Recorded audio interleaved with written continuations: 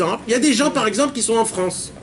Ils habitent en France. Alors en France, il y a le rabbin de la Keïla, il y a les écoles pour les enfants, il y a le dimanche soir le cours des femmes, il y a etc. Ils ont leur petit monde très sympathique, judaïque, etc., etc.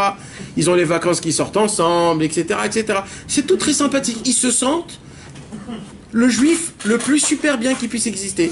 Et un jour, ils font l'alia. Et au jour où ils font l'alia, c'est la destruction totale. Plus de rabbins, plus de Keïla, plus de judaïsme, plus de cours de Torah. La femme, elle pète un plomb. Les enfants, ils tournent tout mal. Et il dit, je sais pas, je crois que ça serait mieux de retourner. Hein, parce que j'étais plus proche de Torah là-bas. Ici, j'ai rien du tout. C'est exactement le même point. C'est le même point. Quand je suis monté en Israël, c'était fait pourquoi? C'est pas pour les vacances. C'est pour me rapprocher de Dieu. Qu'est-ce qui s'est passé? Quoi, Israël, c'est ça son effet? Où il y a des gens qui arrivaient à étudier en France, mais ici, ils viennent ici, ils n'arrivent pas à étudier. C'est comme Ouman, il y a des gens qui étudient ici, quand ils sont à Ouman, ils ne peuvent pas étudier. C'est le même point, c'est le même problème. À chaque fois que tu montes de niveau, il y a un problème.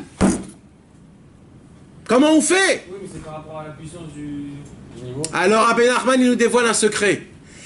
Il dit, j'ai deux possibilités avec toi. Ou alors je te laisse comme tu es, et tu crois que tu es un tzaddik.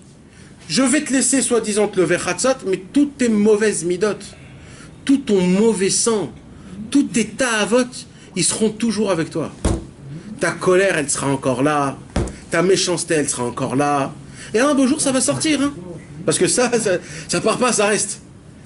Ou alors, dès tout de suite, je te répare. Mais moi, j'ai besoin de connaître, de savoir si tu es sincère.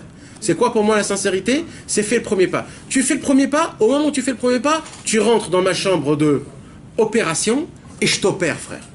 Et quand je t'opère, je t'ouvre tout ton corps en deux et je commence, centimètre par centimètre, à te brûler. Brûler, vous savez ce que c'est brûler? Rabbeinu nous brûle par son feu. Mais Breslev Boer Esh, Aver Ota Bilibi, il a dit Rabbi Nathan. À Breslev, le feu brûle. Vous croyez qu'il y avait du feu qui brûlait à Breslev? Mais non. Rabbi Nathan a vu que chez Rabbeinu, il y a le feu. C'est quoi le feu?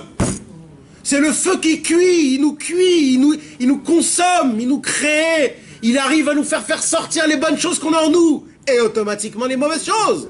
Parce que c'est que le feu qui arrive à séparer les molécules, entre les molécules, les problèmes qu'il y a entre les molécules, pour que la crasse, elle sort.